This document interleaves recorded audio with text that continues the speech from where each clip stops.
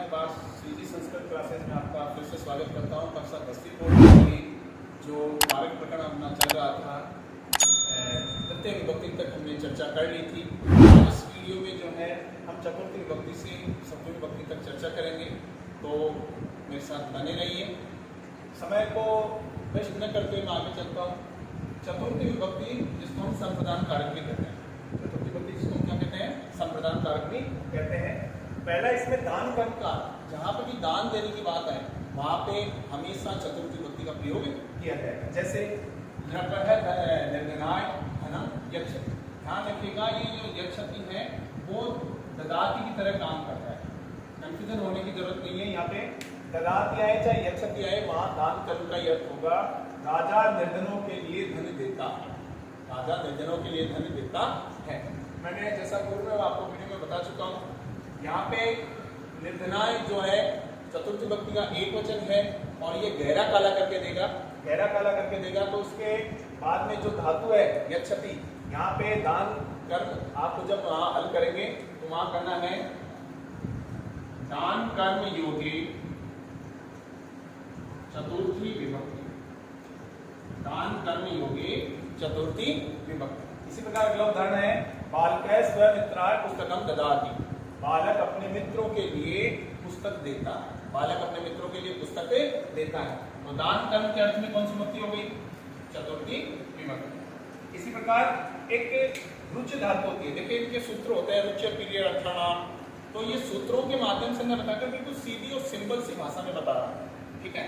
मैं एक बार फिर से आपसे निवेदन करना चाहता हूँ कि मेरे चैनल को आपको अगर अच्छा लग रहा है, पढ़ाई में बहुत अच्छा लग रहा है, तो इसको लाइक कीजिए, शेयर कीजिए, कमेंट कीजिए। इन जो भी आप कमेंट्स करेंगे उनका मैं जवाब देने का पूरा प्रयास करूंगा।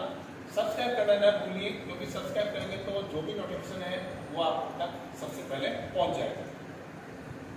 रुच धातु, रुच धातु का अर्थ मतलब होता है कि अच्छा लगना।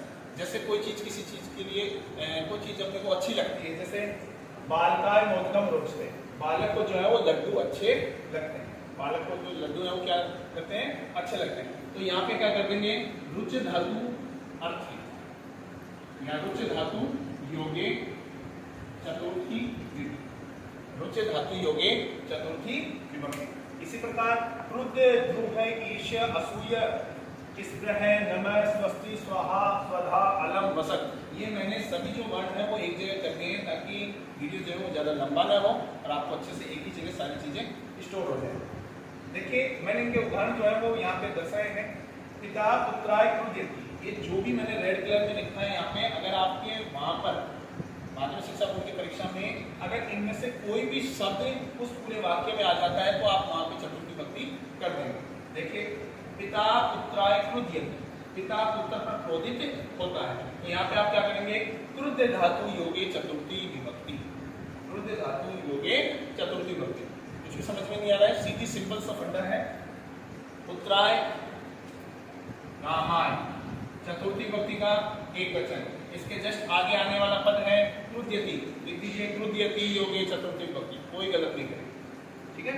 फिर से देखिए सुरेशे महेशाय असूयते, सुरेशे महेशाय असूयते, जो मैंने नीचे अंडरलाइन किए हैं, ये नीचे अंडरलाइन किए हैं, ये गहरा काला करके देगा और जहां पे भी गहरा काला करके दे उसके आगे देखिए असूयति, स्प्रयति, नमः, स्वाहा, अलम, ये इनके योग में हमेशा चतुर्थी विभक्ति हो जाएगी। अब ये जो यहाँ पे उदाहरण है अलम वाला, इसमें कंफ्यूजन होने की जरूरत नहीं है। मैंने अलम का जो है वो तृतीय विभक्ति में भी बताया था, अलम का है वो तृतीय विभक्ति में भी मैंने इसमें चर्चा की थी। अब कंफ्यूजन होने की जरूरत नहीं है कि इसमें चतुर्थी में कर रहे हैं या तृतीय में कर रहे हैं। तो जहां पे भी कोई चीज के लिए मना करने का अर्थ होता है कि जैसे अलम विवादेन, झगड़ा बंद करो, निषेधवाचक होता है तो वहां पर तृतीय विभक्ति का। परंतु अगर किसी चीज के लिए कोई चीज पर्याप्त है, जैसे दैत्यों के लिए हरि पर्याप्त है, दैत्यों के लिए हरि पर्याप्त है, तो वहां पे आप लोग कौन सी विभक्ति कर देंगे, चतुर्थी विभक्ति। मैं मानता हूं, मुझे विश्वास है कि आपको बहुत अच्छे समझ में आ रहा है।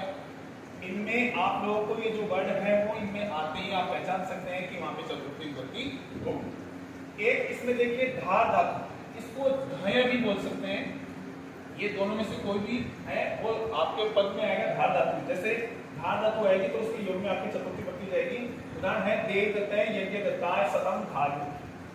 देवदत्त जो है वो यज्ञ दत्त के लिए 100 रुपए जो है वो ऋण लेता है। अब ये धार धातु ऋण के अर्थ में होता है, धारे उत्तमर्ण है, एक सूत्र होता है धारे उत्तमर्ण है, जो सूत्रों के माध्यम से अपन चर्चा नहीं करेंगे, सीधी सिंपल सी बात करेंगे। जहां पे भी धार धातु आ रही है वहां पे चतुर्थी विभक्ति कर देंगे। तो यहाँ पे आप लोग कर देंगे धय धातु योगे, धय धातु योगे चतुर्थी विभक्ति। अब हम पंचमी विभक्ति में पढ़ते हैं जिसको हम अपादान कारक भी कहते हैं। देखिए पंचमी विभक्ति में जो कुछ बोर्ड पे लिखाया हुआ है वो आप अगर उन्हीं को पढ़ लेंगे तो निसंकोच जो है परीक्षा में आप अच्छे से कवर कर पाएंगे। देखिए अगर कोई चीज किसी चीज से अलग होती है, पृथक होती है, तो उसके युग में हमेशा पंचमी विभक्ति होती है। जैसे पेड़ से पत्ता गिरता है, देखिए मैंने उदाहरण लिखा है रक्षात पत्रम पतति, रक्षात पत्रम पतति, वृक्ष से पत्ता गिरता है। तो यहाँ आपको क्या करना पड़ेगा, पृथक्करण योगे पंचमी विभक्ति, पृथक्करण योगे पंचमी विभक्ति।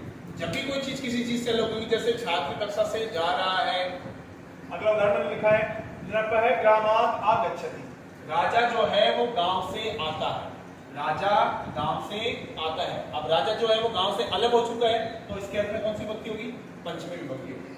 अगला लिखा है मैंने भयवाचक या रक्ष धातु, यहाँ पे त्रा धातु भी कर सकते हैं क्योंकि रक्ष धातु और त्रा धातु दोनों का मतलब होता है बचाना। तो भयवाचक और रक्ष धातु के योग में जो है वो हमेशा पंचमी विभक्ति होती है। जैसे बालक है सिंघात विभेति, बालक है सिंघात विभेति, बालक शेर से डरता है, बालक शेर से डरता है। तो जहां पर भी भयवाचक होगा तो वहां पे आप लोग पंचमी विभक्ति कर देंगे। जैसे यहाँ पे कर देंगे भयवाचक धातु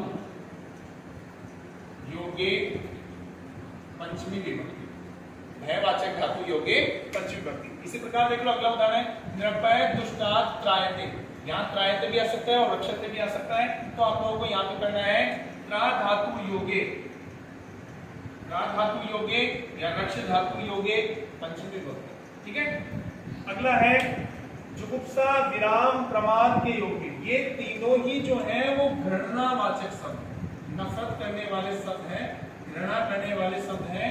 कि अगर कोई चीज से घृणा करते हैं, जैसे महेश पापा जुगुप्सते, महेश जो है वो पाप से घृणा करता है, तो पंचमी विभक्ति यहाँ अंडरलाइन करके देगा। आपको बता रहा हूँ जो भी पंचमी विभक्ति का सूचक है रामात, पंचमी विभक्ति का एक वचन होता है। ठीक है, मैं फिर से बोल रहा हूँ राम शब्द, फल शब्द और रमा शब्द। अगर ये तीनों शब्द रूप आपने अच्छे से याद कर लिए, निसंकोच कार्य प्रकरण चुटकी बजाने का जैसे काम होता है। ठीक है, तो देखिए महेश पापा जुगुप्सते, पापा पंचमी विभक्ति, इसके जस्ट आगे आने वाला पद क्या है जुगुप्सते, लिख दीजिए निसंकोच जुगुप्सते योगे पंचमी विभक्ति।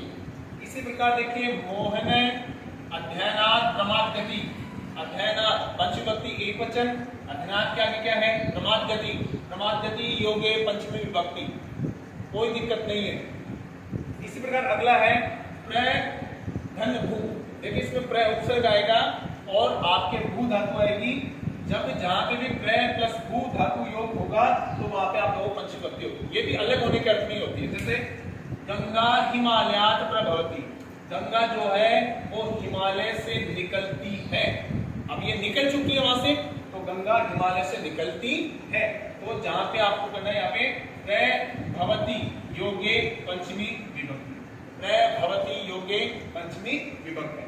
इसी प्रकार जन धातु आ जाए तो जहां पे जन धातु मतलब होता है उत्पन्न होना, जन धातु का मतलब क्या होता है उत्पन्न होना। देखिए गोम्यात् वसि चक्र जायते, गोम्यात् वसि चक्र जायते, गोबर से बिच्छू उत्पन्न होते हैं, गोबर से बिच्छू उत्पन्न होते हैं। तो यहाँ पे जन धातु योगे पंचमी विभक्ति। इसी प्रकार देखिए इसमें कुछ वर्ड लिखे हैं ऋते, ऋते प्रभृति बहि पूर्वम प्राक अन्य अनंतरम पृथक परम, इनके योग में हमेशा कौन सी विभक्ति हो जाएगी पंचमी विभक्ति हो जाएगी। देखिए मैंने उदाहरण लिखे हैं, जो परीक्षा की दृष्टि से महत्वपूर्ण उदाहरण है वही उदाहरणों को मैंने यहाँ शामिल किया है। आपको ज्यादा टेंशन लेने की कोई भी आवश्यकता नहीं है, बिल्कुल आराम से इजीली पढ़िए। मुश्किल से आधे घंटे का वीडियो बनता है, उसको आराम से पढ़ सकते हैं। पढ़ेंगे, बार बार देखिए, एक बार समझ में आता है दूसरी बार देखिए, अच्छे समझ में आएगा, कोई दिक्कत नहीं। ज्ञानात ऋते मुक्ति न भवति, ज्ञान के बिना, इसके आगे क्या है? ऋते, तो लिख देंगे ऋते योगे पंचमी विभक्ति, ऋते योगे पंचमी विभक्ति। ज्ञान के बिना मुक्ति नहीं होती है, ज्ञान के बिना मुक्ति नहीं होती है। इसी प्रकार छात्रा विद्यालयात् बहिः गच्छन्ति, छात्रा विद्यालय से बाहर जाती है, बहिः योगे पंचमी विभक्ति। ग्रामात् प्रातः आश्रम अस्ति, गांव से पूर्व, प्रात का मतलब होता है पूर्व, गांव से पूर्व आश्रम है, गांव से पूर्व आश्रम है। तो ग्रामात् पंचमी विभक्ति, इसके जस्ट आगे वाला पद कौन सा है? प्रातः, देखिए प्रातः योगे पंचमी विभक्ति। इसी प्रकार रामात, रामात के आगे क्या है? अन्य, अन्य योगे पंचमी विभक्ति। कुछ भी समझ में नहीं आ रहा तो तरीका ये है। स बाल्यकालात् प्रभृति अतीव चतुरे आसीत्, वह बाल्यकाल से ही, प्रभृति का मतलब होता है से ही, अति यानी बहुत, चतुर यानी चालाक, आसीत् यानी था, वह बाल्यकाल से ही बहुत चालाक था। तो रामात, इसके जस्ट आगे आने वाला पद क्या है? प्रभृति, तो के योग में कौन सी विभक्ति हो जाएगी? पंचमी विभक्ति। इसी प्रकार रामात् परम श्यामः अस्ति, राम श्याम से दूसरा है, तो परम योगे पंचमी विभक्ति। एक ये उदाहरण जो है वो मैंने कोई नियम कानून का निर्णय लगा करके एक अलग से उदाहरण लिखा है। कृषक है यवेद्य गाम वार्य, किसान जो है वो गायों को रोकता है। अब यहाँ पे देखो वार्यति, तो आपको यहाँ पे लिख देना है वार धातु योगे, वार धातु योगे पंचमी विभक्ति, वार धातु योगे पंचमी विभक्ति। देखिए अब षष्ठी विभक्ति की बात करते हैं। षष्ठी विभक्ति में देखिए कुछ वर्ड है, देखिए वैसे संबंध कारक में जो है वो संबंध को कारकों में नहीं गिना जाता है, पर षष्ठी विभक्ति कुछ वर्ड है जिनके कारण जो है वो हम इनको कारक में शामिल करते हैं। जैसे अधः, ऊपरी, पुरः, समक्षम, समीपम, मध्य, कृते, अंत आदि के योग में जो है वो षष्ठी विभक्ति का प्रयोग किया जाता है। जैसे मैंने उदाहरण लिखे हैं, वृक्षस्य अधः बालकः सेते, वृक्ष के नीचे, अधः का मतलब होता है नीचे, वृक्ष के नीचे बालक सोता है, वृक्ष के नीचे बालक सोता है। भवनस्य ऊपरी खगा, देखिए ये जो गहरा अक्षर है वो गहरा काला करके देगा, ये गहरा काला करके देगा, ये गहरा काला करके देगा, और ये गहरा काला करके देगा, और ये गहरा काला करके देगा। तो देखिए भवनस्य ऊपरी खगा सन्ति, भवन के ऊपर, खगा यानी पक्षी, सन्ति यानी भवन के ऊपर पक्षी है, तो ऊपरी योगे षष्ठी विभक्ति, अधः योगे षष्ठी विभक्ति। विद्यालय से पूरे मंदिरम अस्ति, पूर्व का मतलब होता है सामने, पूर्व का मतलब क्या होता है? सामने, विद्यालय के सामने मंदिर है, विद्यालय से षष्ठी विभक्ति का एकवचन है। इसके जस्ट आगे आने वाला पद क्या है? पूर्व, लिखेंगे पूरा है योगे षष्ठी विभक्ति। नगरस्य, नगरस्य समीपम ग्रामः अस्ति, तो नगरस्य षष्ठी विभक्ति एकवचन, और यहाँ पे समीपम के योग में कौन सी विभक्ति हो जाएगी? षष्ठी विभक्ति। ये नगरस्य से नहीं लिखा, नगरस्य आगे समीपम है, तो समीपम योगे षष्ठी विभक्ति। इसी प्रकार बालकस्य कृते दुग्धम आने, बालकों, बालक के लिए, कृते का मतलब है के लिए, दुग्धम दूध आने यानी लेकर आइए, बालक के लिए दूध लेकर आइए, तो कृते के योग में कौन सी विभक्ति जाएगी? षष्ठी विभक्ति। इसी प्रकार तुल्यवाची शब्द जो होते हैं, तुल्यवाची का मतलब होता है अगर दो व्यक्तियों के बीच में कोई तुलना की जाती है, जैसे राम श्याम से बड़ा है, राम श्याम की तुलना में अच्छा है, मोहन जो है वो सूरज से बड़ा है, तो जब दो व्यक्तियों के बीच में तुलना की जाती है तो वहां पर षष्ठी विभक्ति होती है। उदाहरण देखिए, सुरेश महेशस्य तुल्य अस्ति, सुरेश जो है वो महेश के तुल्य है, सुरेश महेश के तुल्य है, महेशस्य षष्ठी विभक्ति एक वचन, इसके जस्ट आगे आने वाला पद क्या है? तुल्य, और तुल्य के योग में कौन सी विभक्ति हो जाएगी? षष्ठी विभक्ति। सीता गीताया तुल्या विद्यते, सीता गीता के तुल्य है। यहाँ तुल्य इसलिए लिखा है क्योंकि ये स्त्रीलिंग में है और स्त्रीलिंग में आ की मात्रा लग जाती है। तो गीताया षष्ठी विभक्ति एक वचन है, इसके जस्ट आगे आने वाला पद क्या है? तुल्या, तुल्या योगे षष्ठी विभक्ति। अब हम सप्तमी विभक्ति की बात करते हैं जिसको अधिकरण कारक कहते हैं। जहां पर क्रिया सिद्धि में आधार होता है, क्रिया सिद्धि का आधार होता है, उसके योग में हमेशा जो है वो सप्तमी विभक्ति होती है। तो यहाँ पे देखिए, नृपः सिंहासने तिष्ठति, राजा जो है वो सिंहासन पर बैठा है। तो यहाँ पे करेंगे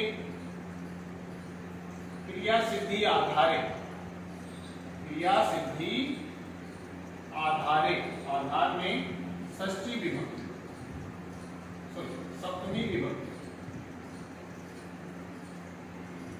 सप्तमी विभक्ति, यह आपका एक नंबर पक्का हो। इसी प्रकार वयम ग्रामे निवसाम, हम सब गांव में निवास करते हैं। तो जहां पे आधार हो रहा है क्रिया का, वहां में हमें गांव कौन सी विभक्ति करनी है? सप्तमी विभक्ति, यही लग जाएगा क्रिया सिद्धि आधार सप्तमी विभक्ति। इसी प्रकार तिलेषु तेलम विद्यते, इन तिलों में तेल है, क्रिया सिद्धि आधार सप्तमी विभक्ति। अब देखिए कुछ वर्ड हैं जिनके योग में सप्तमी विभक्ति होती है। श्रद्धा, विश्वास, संलग्न, चतुर आदि के योग में जो है वो सप्तमी विभक्ति होती है। बालकस्य पितृ श्रद्धा अस्ति।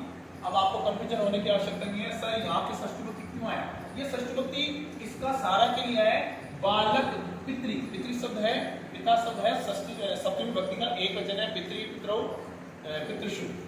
तो पितृ, इसके आगे श्रद्धा आ गया, तो श्रद्धा के योग में कौन सी विभक्ति हो गई? सप्तमी विभक्ति। इसी प्रकार महेशस्य स्वमित्रे विश्वास अस्ति, महेश का अपने मित्र पर विश्वास है, महेश का अपने मित्र पर विश्वास है। इसी प्रकार अपने मित्र पर विश्वास, तो विश्वास के योग में कौन सी विभक्ति हुई? सप्तमी विभक्ति। बलदेवस्य स्वकार्ये संलग्न आसी, बलदेव जो है वो अपने कार्य में लगा हुआ है, तो संलग्न योगे सप्तमी विभक्ति। जयदेव संस्कृते चतुर अस्ति, जयदेव जो है वो संस्कृत में चतुर है। अब एक बात ध्यान से सुनिए, ये तो हो चुका है, अपना कार्यक्रम समाप्त हो चुका है। मैं अगला, इससे जस्ट जो अगला वीडियो है वो अगला वीडियो में जो माध्यमिक शिक्षा बोर्ड में किस प्रकार के प्रश्न पूछे जाते हैं, क्योंकि देखिए ये एक क्लिष्ट टॉपिक है, तो इस टॉपिक को किस प्रकार के प्रश्न पूछे जाएंगे, नियम अगर आपने पढ़ लिए हैं, अब इसमें माध्यमिक शिक्षा बोर्ड में जो आए हुए प्रश्न हैं उनके बारे में हम चर्चा करेंगे अगले वीडियो में। और जो प्रश्न अन्य इसके साथ जो प्रश्न होंगे ऑब्जेक्ट टाइप में आते हैं, या जो जिस प्रकार के प्रश्न माध्यमिक शिक्षा बोर्ड में पूछे जाते हैं, उस प्रकार के प्रश्नों के बारे में हम चर्चा करेंगे। एक चीज ध्यान में रखिए कि आप लोग इस वीडियो को देख लेंगे तो दोबारा कोई भी किताब, कोई भी अध्यापक से पढ़ने की आवश्यकता नहीं होगी, मैं ये विश्वास दिलाता हूँ, क्योंकि यहाँ मैं मेहनत कर रहा हूँ और सिर्फ आप ही के लिए कर रहा हूँ, मैं मेरे लिए नहीं कर रहा हूँ, ठीक है। इसलिए आप अपने इस चैनल को संस्कृत श्रीजी संस्कृत क्लासेज जो है कक्षा 10 के लिए जो टॉपिक्स व्याकरण के टॉपिक बना रहा हूँ उसको लाइक कीजिए, शेयर कीजिए, कमेंट्स भी कीजिए, और हो सके तो सब्सक्राइब तो करना ही है और अपने मित्रों को भी शेयर करके सब्सक्राइब करवाइए। तब तक के लिए जय हिंद, जय भारत।